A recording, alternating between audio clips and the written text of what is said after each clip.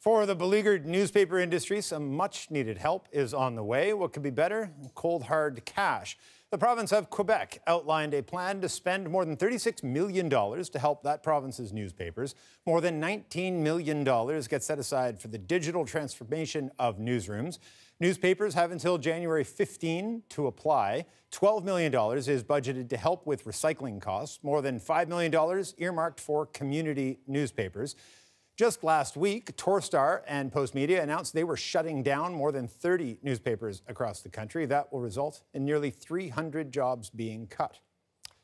To talk about all this, we have Paul Godfrey, the CEO and Executive Chairman of Postmedia Network. It's nice to see you back on the show. Thanks for coming in. Delighted to be here. You've been making the argument that what they're doing in Quebec is precisely what they should be doing across the country from the federal government. Do you expect the feds to do this kind of a program at some point? I just don't know. The fact is that they undertook two independent studies. One, the Heritage Committee, an all-party committee, recommended certain things that we basically agreed with in the Public Policy Forum.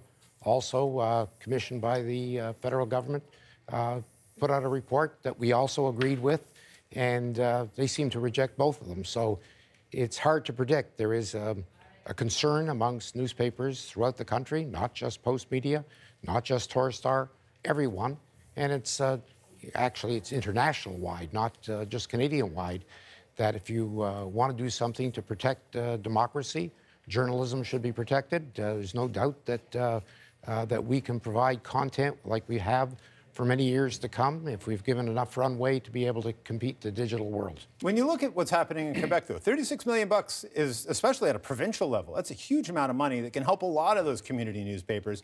Do you see a model there, and do you feel your argument is bolstered in some way by an injection of cash at the provincial level in Quebec? Well, I think when you see this not only happening in the province of Quebec, and I commend the province for coming forward. The province of Ontario used to give a digital tax credit to newspapers. They canceled that for whatever reason they thought was warranted. We think that that's something that could be brought back provincial-wide. But I think the problem is now nationwide and should be considered. And the fact is that we need a bit of extension of our runway because we think we can continue to provide content for Canadians, and we believe that there should be competition amongst newspapers to give different points of view. We think that's necessary in this country. You've been asked before about the impact of cutting back on the sort of core journalism. I want to read you a quote that you made to Toronto Life in February. You're asked at what point sort of job cutting hastens the decline of the newspaper model in general, and you replied, "It hasn't happened yet. Are our papers as good as they used to be? No," you said. "But have they become unacceptable? No." How do you feel now? Do you feel those newspapers are getting to that point? I think that every time you make a cut, it's you're cutting into the bone. The fact is that we have tried every way to consolidate our operations to make sure that we still provide acceptable and great content for Canadians. And is it still at that level? I think it is at that level, but if it continues on the slippery slope, it may not be in the future. That margin, I'm assuming, is getting slimmer by the year of acceptable. Well, there's no doubt. Print advertising, which was our greatest form of revenue, is quickly eroding. I don't think it's any surprise.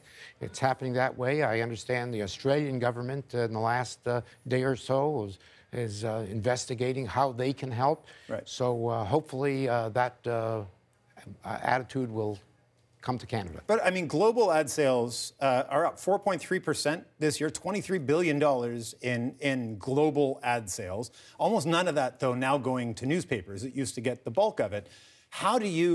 Who's going to figure this out? What is the business model going to look like if all that money is going to Google and Facebook instead? Well, that's what's happening. It's going to Google and Facebook right at the present time.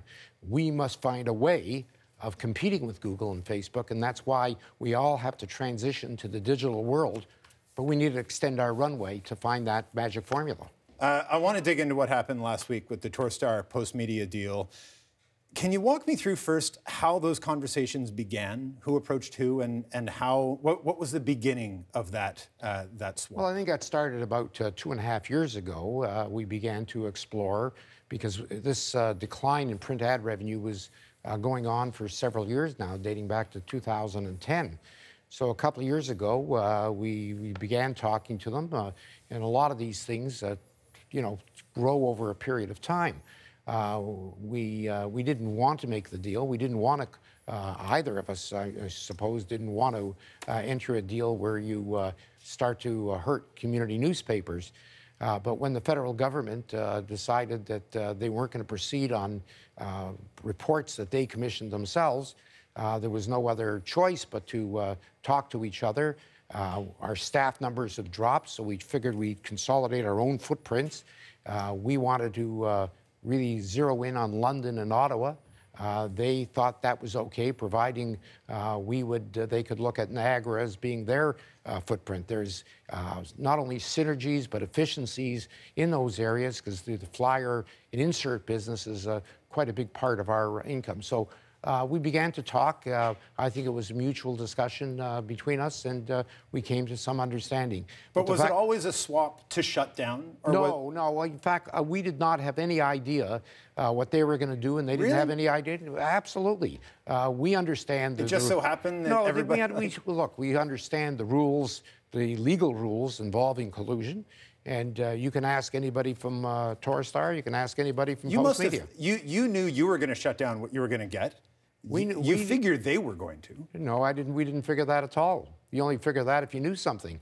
We were more concerned about what we were going to do, and I'm sure they were concerned about what they were going to do. But I mean, in that vein, then why not just shut yours down? I'll tell you why. I'll tell you why. Because there's synergies and efficiencies.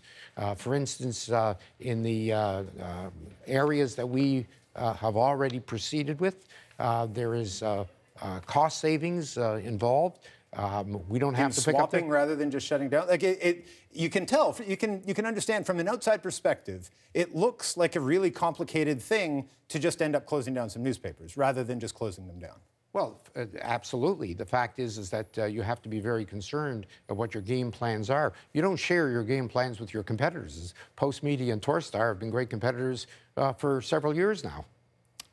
You had said when this came out that the Competition Board, because of the structure of the deal, didn't have sort of domain to look at it. They've since said, no, we absolutely have domain. No, well, the answer to that question, Peter, is this, is that it was below what we said. It was below the threshold where they normally look at it.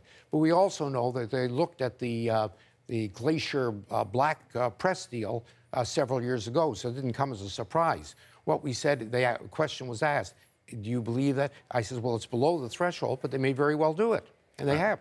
Listen, we're going to have to leave it there. It's always nice to see you, though. It's a fascinating and, I think, important look into the state of this industry, and I'm glad to get your perspective on it. Thank you so much, sir. Paul Godfrey, CEO and Executive Chairman of Postmedia Network.